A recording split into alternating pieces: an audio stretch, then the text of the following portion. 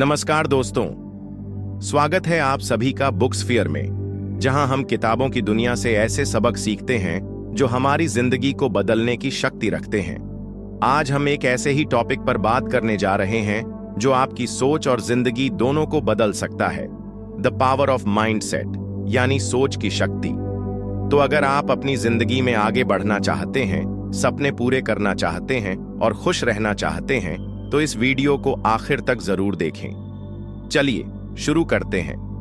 क्या आपने कभी सोचा है कि एक ही जैसी परिस्थितियों में कुछ लोग सफल क्यों होते हैं और कुछ लोग नहीं? क्या सच में किस्मत ही सब कुछ है, या फिर इससे भी बड़ी कोई ताकत हम सबके अंदर छुपी है? इसका जवाब है हमारी सोच, यानी हमारा माइंडसेट।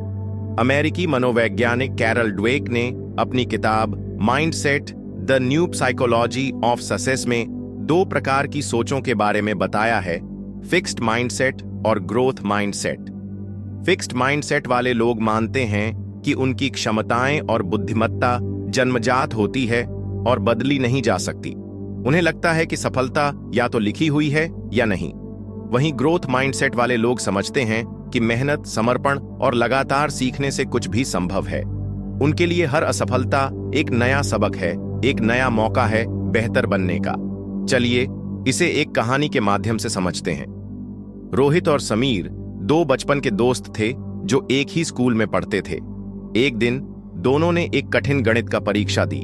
रोहित, जो फिक्स्ड माइंडसेट रखता था, परीक्षा खराब होने पर सोचने लगा, मुझसे नहीं होगा, मैं हमेशा से ही बेकार हूं गणित में।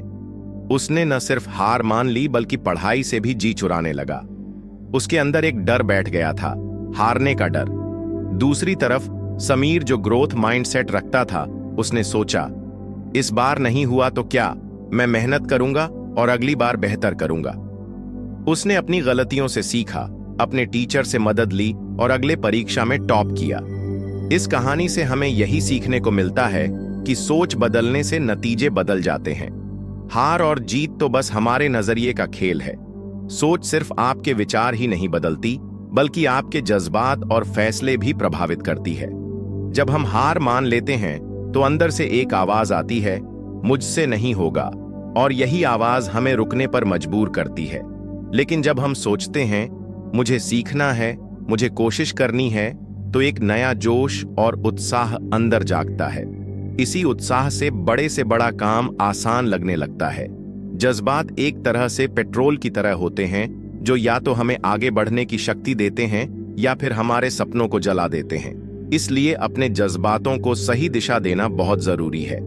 अब सवाल उठता है कि माइंडसेट बदला कैसे जाए। इसके लिए सबसे पहला कदम है अवेयरनेस, यानी अपनी सोच को समझना।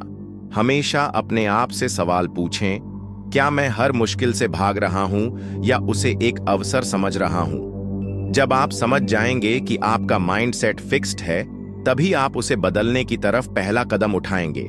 दूसरा कदम है पॉजिटिव अफर्मेशंस, यानी स्वयं से अच्छी बातें कहना, जैसे मैं सीख सकता हूं, मैं इससे बेहतर कर सकता हूं। ये अफर्मेशंस दिखने में छोटी लगती हैं, लेकिन इनका असर बहुत गहरा होता है।